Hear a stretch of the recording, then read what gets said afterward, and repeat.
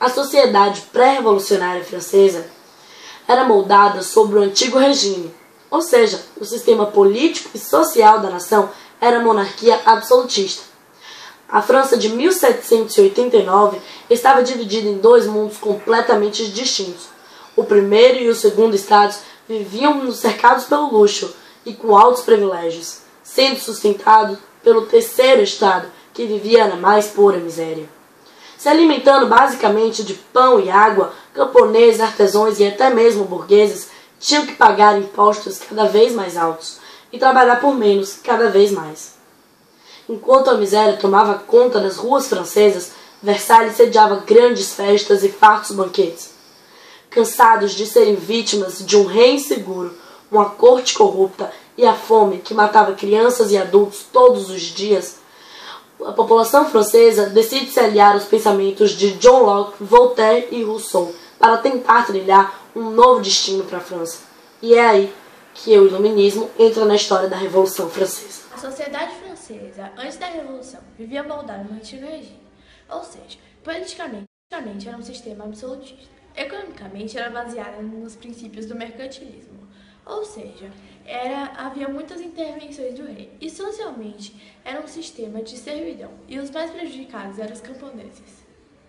No antigo regime, a França era dividida entre três estados. O primeiro estado era o clero, o segundo, a nobreza, e o terceiro era formado pelos camponeses, artesãos e a burguesia. Os Estados Gerais, como eles eram conhecidos, se reuniram e primeiramente manifestaram as divergências sobre os votos. O clero e a nobreza exigiam o voto por ordem, e a burguesia o voto por cabeça. Deste modo, foi declarada a Assembleia Nacional Constituinte, criada pelo terceiro Estado, que regrava e eliminava certos privilégios do rei e do primeiro e do segundo Estado.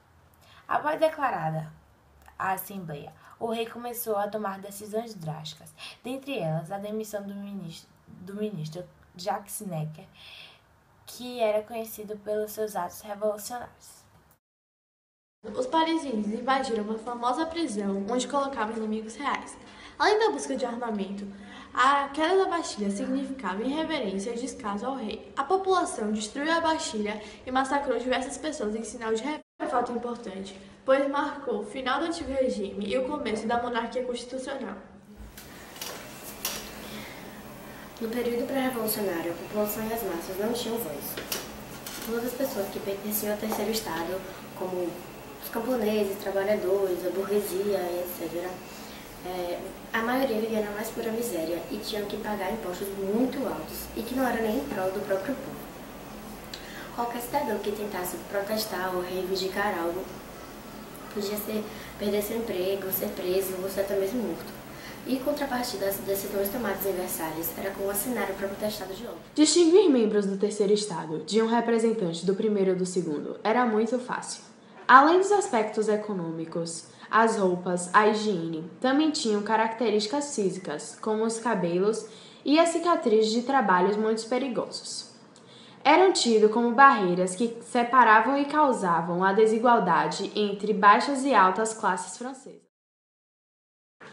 Tendo como princípio a ideia do pensador Rousseau de que todos os humanos eram igualmente capacitados de progredir e que as classes sociais deveriam ser separadas por esforço e trabalho e não por sobrenome, o terceiro estado se empenhou para que a resolução fosse um marco de igualdade e justiça social.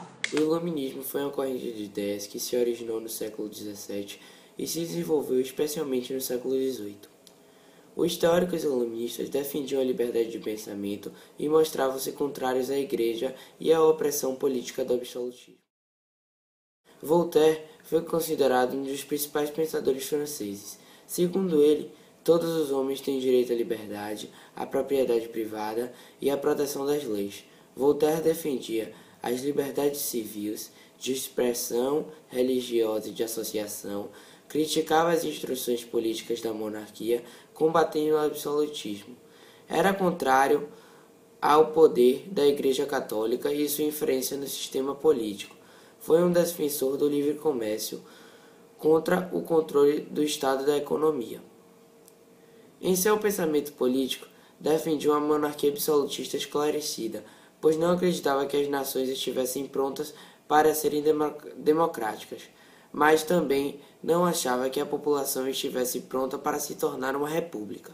Foi um importante pensador do iluminismo francês, e suas ideias influenciaram muito nos processos da Revolução Francesa. Na França do Antigo Regime, a Assembleia dos Estados Gerais era um órgão político constituído pelos representantes do primeiro, segundo e terceiro estado. Diante das crises que estavam ocorrendo na Europa naquela época, em 1789, em Versalhes, foram convocados uma assembleia que mudaria as leis da França. O primeiro e o segundo estado eram a favor do voto por ordem, já o terceiro era a favor do voto por cabeça. Todos os três estados queriam a criação do parlamento que representasse melhor a sociedade e constituição baseada nos princípios iluministas de Voltaire, que garantisse a liberdade de pensamento. Indo contra estes princípios do teórico iluminista, o primeiro e o segundo estado impediram que o terceiro se expressasse livremente, fechando as portas do salão que era destinado para esta reunião. Unidos em rebelião, os membros do terceiro estado se reuniram na Assembleia Geral Permanente e juraram permanecer lá até que fosse aprovada uma nova Constituição para a França. Essa reação deu início à Revolução Francesa, quando os Estados Gerais foram transformados em Assembleia Constituinte. John Locke foi um dos principais teóricos iluministas. Em inglês, ele recebeu uma ótima educação dos seus pais, apesar de ter uma origem humilde. John Locke ficou conhecido principalmente devido à teoria do poder monárquico, também conhecido como contrato social. Ela dizia, basicamente, que o governo era um contrato entre os governados e os governantes, em que os governados tinham o direito de reivindicar seus direitos e os governantes tinham o dever de garantir os direitos para a população. Ou seja, eles deveriam garantir o direito à vida, à liberdade e à propriedade para todo o povo. Essa teoria de John Locke se aplica muito bem à Revolução Francesa, principalmente em dois eventos históricos. O primeiro deles, a invasão do Castelo de Versalhes pelas Pulsadas. Eram mulheres peixeiros, mercadoras de Paris, conhecidas por serem robustas, fortes e bravas. Era muito perigoso irritar essas senhoras. Enfim, havia rumores em Paris de que o rei havia dado uma grande festa e nela insultado a revolução. Ao saberem disso, as Pulsadas ficaram revoltadas e também juntaram ao fato de que o rei não morava em Paris. Elas queriam o rei próximo à população, ou seja, queriam um rei em algum lugar que eles sentissem a necessidade do povo francês. Resolveram então marchar até Versalhes. Quando chegaram em Versalhes, havia mais de 20 mil mulheres acampando na frente do palácio. Invadiram e elas queriam matar tudo que vissem pela frente. Destruíram o castelo. Um dos outros eventos da Revolução Francesa que foi muito influenciado pelas ideias de John Locke foi a fuga da família real de Paris, do Palácio das Tulheries, para a Áustria. Essa fuga foi muito mal sucedida, graças às ideias falhas do rei Luís XVI. Enfim, quando o rei voltou, o povo se revoltou, porque ele não cumpriu com seu papel de monarca e não garantiu os direitos da população, e sim tentou fugir do seu país. Enfim, a França decapitou Luís XVI e o país virou uma república. A igreja ainda viria a perder suas áreas de influência na vida política e social. O rei Luís XVI, antes de ser decapitado, é obrigado a renunciar à sua coroa. Na tentativa de acabar de vez com a influência católica, a igreja aboliu o calendário gregoriano, acabando com os dias da semana, festas e feriados religiosos. O período do terror marca o início do movimento violento contra a igreja católica. Igrejas foram apedrejadas, imagens religiosas são destruídas e missas passam a ser proibidas. A Revolução Francesa marcou para a Igreja Católica um dos períodos mais difíceis de sua história. Isto porque não só propagou os ideais iluministas, que incluíam um sentimento anticlerical e antirreligioso, como também exerceu na prática esses ideais, muitas vezes de forma violenta. Em sua tentativa de acabar com as estruturas feudais ainda vigentes, colocou a Igreja Católica em uma difícil situação. Uma das primeiras medidas dos revolucionários foi a supressão do dízimo e o confisco dos bens do clero para saldar o déficit nacional.